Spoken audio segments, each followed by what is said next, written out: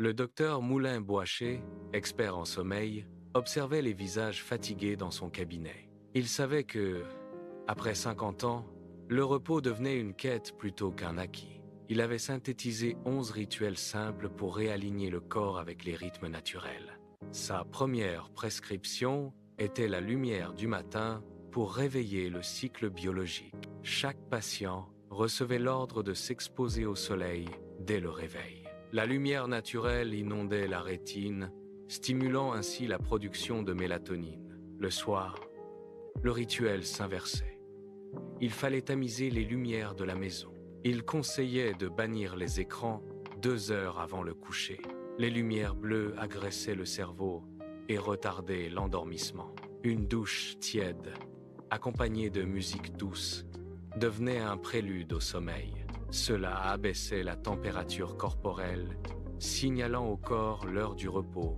La régularité était la clé de voûte de son enseignement précieux. Se coucher et se lever à heure fixe synchronisait le rythme circadien.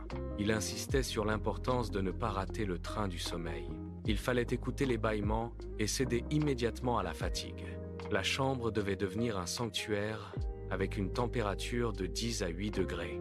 Des rideaux occultants et un silence absolu étaient indispensables pour bien dormir. Pour l'esprit, il recommandait un journal de gratitude chaque soir. Noter 3 pensées positives permettait de chasser l'anxiété accumulée. Un livre ennuyeux devenait un somnifère littéraire, forçant le cerveau à débrancher.